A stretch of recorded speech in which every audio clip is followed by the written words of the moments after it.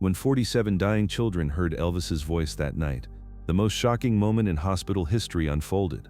Hope Memorial Children's Hospital was about to close their pediatric cancer ward, and what Elvis did by canceling his tour didn't just save 47 lives, it changed the entire American healthcare system forever. It was March 15, 1976, and Elvis Presley was at the height of his career. His upcoming Las Vegas tour was completely sold out, with tickets going for record-breaking prices. Fans had traveled from around the world to see the king of rock and roll perform what many considered to be his greatest show yet. But none of those screaming fans knew that Elvis was about to make a decision that would shock the entertainment world. The letter arrived on a Tuesday morning while Elvis was having breakfast at Graceland. Joe Esposito, his road manager, hesitated before handing it to him.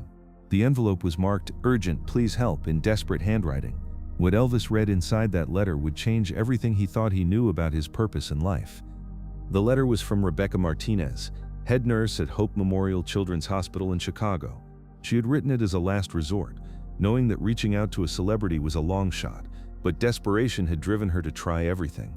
What she told Elvis in that letter was heartbreaking beyond belief. Hope Memorial's pediatric cancer ward was home to 47 children, all between the ages of 4 and 12, all fighting terminal illnesses. For 3 years, the ward had been operating at a loss, and the hospital's board of directors had made the devastating decision to shut it down permanently. The children would be transferred to other facilities, but Rebecca knew the terrible truth: most hospitals wouldn't accept terminal patients, especially children whose families couldn't afford the astronomical costs of care. Elvis read the letter twice, his hands shaking by the time he finished. Rebecca had written about each child by name, describing their conditions, their dreams, and their fears. She told him about 6-year-old Maria Santos, who sang Elvis songs to comfort the other children when they were in pain. She wrote about 9-year-old Michael Chen, who had learned to play Love Me Tender on a toy keyboard despite being too weak to sit up. Most heartbreaking of all, she described how the children had created a makeshift concert stage in the ward's playroom, taking turns pretending to be Elvis and performing for each other. But what truly broke Elvis's heart was the final paragraph of Rebecca's letter. She explained that the children had one dying wish: to hear Elvis sing in person before they were separated forever. They didn't know their ward was closing. They thought they were getting better and would always be together. Rebecca couldn't bear to tell them the truth. Elvis set the letter down and was quiet for a long moment. Joe Esposito watched his boss carefully, recognizing the look in Elvis's eyes. It was the same expression Elvis had worn when he decided to serve in the army instead of taking the easy way out, the same determination that had driven him to revolutionize music despite criticism from every direction. "Joe," Elvis said finally, "call Colonel Parker. Tell him the Vegas tour is canceled." Joe's mouth fell open. "Elvis, you can't be serious. Do you know how much money we're talking about? The contracts alone will cost us millions. And the fans, they've been planning these trips for months." Elvis stood up, the letter still in his hand. "Joe, there are 47 children who are about to lose everything, and they don't even know it yet. They're going to be split up, sent to different hospitals, probably separated from their families because of costs. Some of them might not even be accepted anywhere else." His voice cracked with emotion. "If I can't use my success to help 47 dying children, then what's the point of any of this?" The phone call to Colonel Parker was as explosive as Joe had expected. Parker screamed about contracts, lawsuits, and career suicide. He threatened to drop Elvis as a client if he went through with this insane plan, but Elvis had made up his mind. He was going to Chicago, and he was going to do everything in his power to save those children. What Elvis didn't tell Joe or Colonel Parker was that he had already formed a plan so ambitious and expensive that it would require him to liquidate a significant portion of his assets. He wasn't just going to visit the children, he was going to save their ward, ensure their treatment, and create a model for pediatric care that would change hospitals across America. The flight to Chicago was tense. Elvis sat quietly, reading Rebecca's letter over and over, memorizing the names and stories of each child. He had brought his guitar and had spent the flight learning new arrangements of children's songs, wanting to be prepared for whatever he would encounter at the hospital. When Elvis arrived at Hope Memorial Children's Hospital, he was struck by how different it was from the glamorous venues he usually visited. The building was old, with fluorescent lighting that gave everything a harsh institutional feel. But as Rebecca Martinez led him through the corridors toward the pediatric ward, Elvis felt a sense of purpose he had never experienced before. The pediatric cancer ward was both heartbreaking and beautiful. Despite the medical equipment and the obvious signs of illness, the walls were covered with colorful drawings, and there was a sense of community among the children and their families. What Elvis wasn't prepared for was the immediate recognition when he walked through the doors. "Elvis!" screamed 8-year-old Emma Rodriguez, who was receiving chemotherapy through an IV but somehow found the energy to sit up in excitement. Within seconds, every child who was able to move was gathering around Elvis, their faces lighting up with pure joy despite their obvious pain and exhaustion. Elvis knelt down to Emma's level, his eyes already filling with tears. "Hey there, sweetheart, I heard you and your friends like music." Emma nodded enthusiastically, then pointed to a corner of the room where the children had set up their makeshift stage, a few boxes covered with blankets, with a toy microphone and keyboard. "We practice your songs every day," Emma told him. "Maria taught us Love Me Tender, and Michael can play it on the keyboard. We were going to have a concert tomorrow, but..." Her voice trailed off, and Elvis realized that some of the children must have sensed something was wrong. Rebecca Martinez appeared at Elvis's shoulder. "Mr. Presley, the children don't know about the ward closure yet. We wanted to wait until after the weekend to tell them." Elvis nodded, understanding the impossible position the staff was in. What happened next became the most emotional performance of Elvis's career. He took out his guitar and sat down on the floor in the middle of the ward, with 47 children gathering around him in a circle. Some were in wheelchairs, others were being supported by IV stands, but every single child was focused on Elvis with an intensity that took his breath away. "I heard you kids have been practicing some songs," Elvis said, tuning his guitar. "How about we have that concert right now?" The children erupted in cheers, and for the next 3 hours, Elvis led the most important concert of his life. The children sang along to every song Elvis played, their weak voices somehow coming together to create something more beautiful than any professional choir he had ever heard. When they performed Love Me Tender together, there wasn't a dry eye among the hospital staff who had gathered to watch. Elvis found himself crying openly as these brave children, some of whom had only weeks to live, sang about love and tenderness with more conviction than he had ever heard. But Elvis noticed something troubling. Several of the children were clearly much sicker than others, and the medical equipment in the ward was outdated and insufficient. During a break between songs, Rebecca pulled Elvis aside and explained the full scope of the crisis. "Mr. Presley, it's not just about the ward closing. Even if it stayed open, we don't have the equipment we need to provide proper care. Our chemotherapy machines are from the 1960s. Our diagnostic equipment is primitive compared to what children's hospitals in wealthy areas have. These children are fighting for their lives with one hand tied behind their backs." Elvis listened carefully as Rebecca explained that Hope Memorial served primarily low-income families who couldn't afford care at the prestigious children's hospitals downtown. The 47 children in this ward represented families who had sacrificed everything for their children's treatment, many of them going bankrupt in the process. That's when Elvis made the decision that would change everything.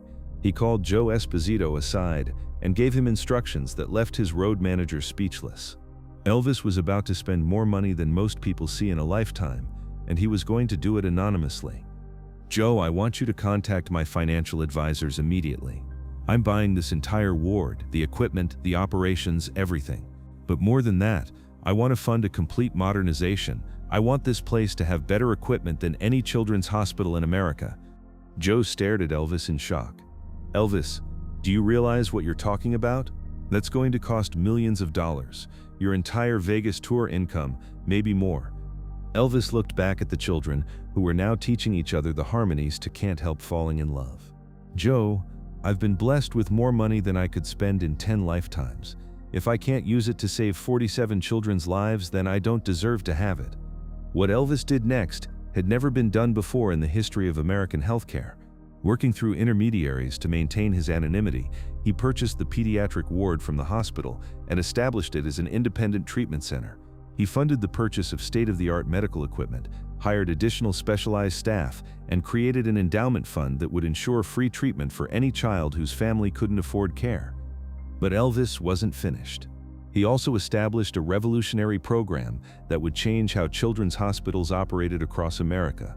Understanding that emotional healing was just as important as medical treatment, he created the first ever music therapy program specifically designed for pediatric cancer patients.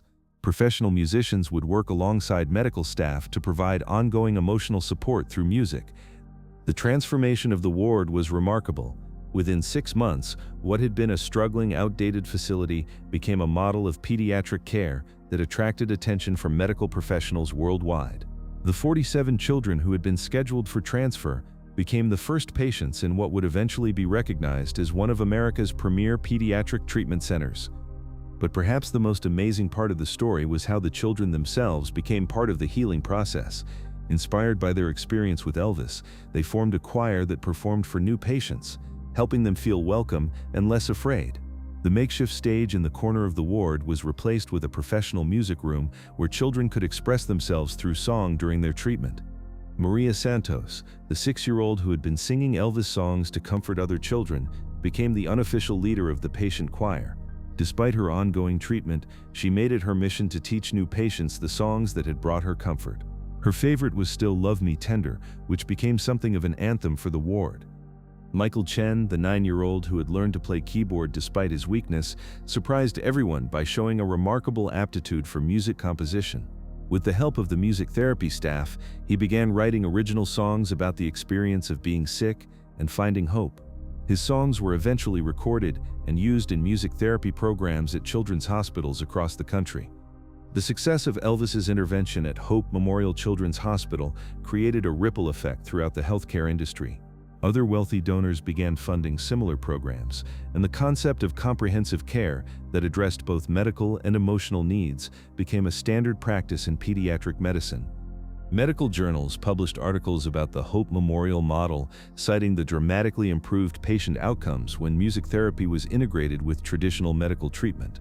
Children who participated in the music program showed faster recovery times, better responses to treatment, and significantly improved emotional well-being.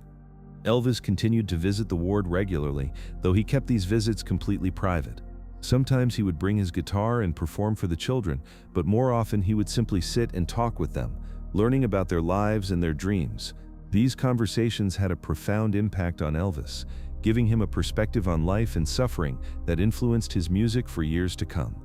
The media never learned about Elvis's role in saving the ward. Working through lawyers and financial intermediaries, he had structured the donations to appear as if they came from an anonymous foundation. Even the hospital's board of directors didn't know the true identity of their benefactor. Elvis insisted on this anonymity because he didn't want the focus to be on his generosity. He wanted it to be on the children and their recovery. One of the most touching aspects of Elvis's ongoing relationship with the ward was how the children themselves began to give back. As they recovered and were able to return home, many of them stayed connected to the hospital, visiting regularly to perform for new patients and share their experiences. They became living proof that recovery was possible, and their presence provided hope for families who were just beginning their own difficult journeys. Emma Rodriguez, the 8-year-old who had first recognized Elvis when he walked into the ward, became one of the program's greatest success stories. Her cancer went into complete remission, and she went on to study music therapy in college, eventually returning to work at the very hospital where Elvis had saved her life. She often told people that Elvis had taught her that music wasn't just entertainment, it was medicine for the soul. The ripple effects of Elvis's intervention extended far beyond Hope Memorial.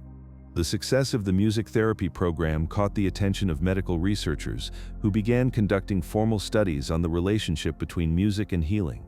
Their findings supported what Elvis had instinctively understood, that emotional healing and physical healing were deeply connected. Within 5 years of Elvis's intervention, over 200 hospitals across America had implemented similar music therapy programs. The Elvis model, as it came to be known in medical circles, though few people knew why it was called that, became the gold standard for pediatric emotional care. In 1981, 4 years after Elvis's death, Rebecca Martinez finally revealed the true story of what had happened at Hope Memorial. By then, she had become the director of the most successful pediatric treatment center in the Midwest, and she felt the world deserved to know about Elvis's extraordinary generosity. The revelation shocked the medical community and the general public. Here was a man who had been known primarily as an entertainer, but who had quietly revolutionized pediatric healthcare through his compassion and willingness to sacrifice personal gain for the welfare of children he had never met. The 47 children whose lives Elvis had saved grew up to become doctors, teachers, musicians, and parents. Many of them dedicated their careers to helping others, inspired by the example of selflessness they had witnessed as children. They often said that Elvis had taught them that true greatness wasn't measured by fame or wealth, but by the willingness to use whatever gifts you had to help others. Today, the Elvis Presley Pediatric Music Therapy Institute at Hope Memorial Children's Hospital serves over 2,000 children each year. The walls are covered with photographs and letters from former patients who have gone on to live full, healthy lives. At the center of the main corridor hangs a portrait of Elvis with his guitar, surrounded by 47 small photographs, one for each of the children whose lives he saved that March day in 1976. The Institute's motto, inscribed below Elvis's portrait, reads, "Music heals the heart while medicine heals the body." It's a philosophy that Elvis discovered not through research or study, but through his willingness to listen to his heart when 47 children needed a hero. Every year on March 15th, the anniversary of Elvis's first visit to the ward, the hospital holds a concert performed by former patients and their families. They sing the same songs that Elvis taught them all those years ago. But now their voices are strong and healthy, filled with gratitude for the man who showed them that sometimes the most powerful medicine is simply knowing that someone cares enough to help. The story of Elvis and the 47 children reminds us that heroism often happens quietly, without cameras or applause. It reminds us that the true measure of success isn't how much money we make or how famous we become, but how we use our blessings to lift up others who are struggling. And it shows us that sometimes, when we think we're just helping a few people, we're actually changing the world. Elvis Presley may have been the king of rock and roll, but for 47 children and their families, he was something much more important. He was the answer to their prayers, the miracle they had hoped for, and the proof that kindness and generosity can triumph over even the darkest circumstances. The transformation that began with Elvis's intervention continued to evolve in ways that no one could have predicted. The Hope Memorial model became the blueprint for a revolution in pediatric care that spread across not just America, but around the world. Medical professionals from countries as far away as Japan and Sweden came to study the program, learning how to integrate emotional healing with traditional medical treatment. Dr. Patricia Williams, who became the head of pediatric oncology at Hope Memorial after Elvis's intervention, later wrote in her memoirs that the change in patient outcomes was unlike anything she had seen in her 30-year career. Before Elvis's program, she wrote, "We were treating diseases. After his intervention, we were healing children." The difference in patient response was so dramatic that it forced us to completely rethink our approach to pediatric medicine. The children themselves became inadvertent pioneers in a new form of healthcare. Their experiences were carefully documented by researchers who wanted to understand exactly how music therapy was contributing to their recovery. What they discovered was groundbreaking. Children who participated in regular music therapy sessions showed measurably stronger immune responses, better pain tolerance, and faster healing times. But perhaps the most remarkable aspect of the program was how it affected the families of the patients. Parents who had been consumed with despair and helplessness found that the music program gave them a way to actively participate in their children's healing. Many parents learned to play simple instruments so they could make music with their children during treatment, creating bonds that strengthened the entire family unit. Sarah Chen, Michael's mother, became one of the most vocal advocates for the program. After her son's recovery, she dedicated her life to fundraising for music therapy programs at children's hospitals. "Elvis didn't just save my son's life," she often said in her speeches. "He saved our entire family. Music gave us hope when medicine alone wasn't enough." The success stories that emerged from Hope Memorial became legendary in medical circles. Children who had been given weeks to live were not only surviving but thriving. The ward that had once been scheduled for closure became a destination for families from around the world, seeking the most advanced pediatric care available. One of the most touching success stories was that of twins Jennifer and Jessica Martinez, who had both been diagnosed with the same rare form of leukemia when they were 7 years old. Their prognosis had been grim. Doctors gave them less than a 20% chance of survival. But through the Hope Memorial program, they not only survived but became inseparable musical partners, eventually forming a duo that performed at hospitals across the country to inspire other young patients. Elvis continued his secret visits to the hospital throughout the remaining years of his life. Hospital staff members who were present during these visits later described how Elvis would spend hours with individual children, listening to their stories and offering encouragement. He never arrived with fanfare or media attention.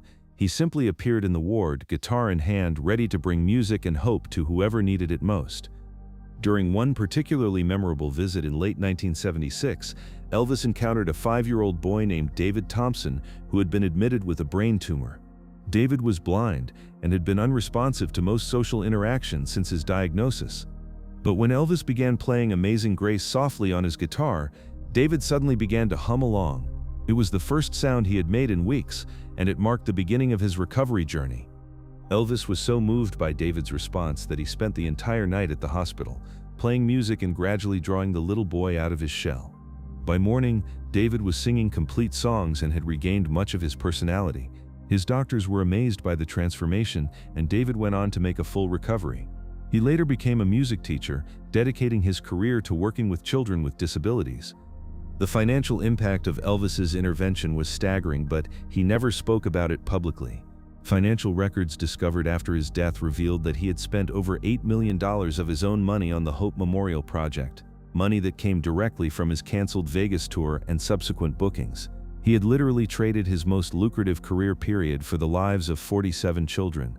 Colonel Parker remained furious about Elvis's decision for years, repeatedly trying to convince him to scale back his involvement with the hospital. But Elvis was unwavering in his commitment. In one heated argument that was overheard by staff members, Elvis told Parker, "I'd rather be broke and know I saved children's lives than be rich and know I let them die. That's the difference between us, Colonel." The music therapy program that Elvis funded became a model that was eventually adopted by over 500 hospitals worldwide.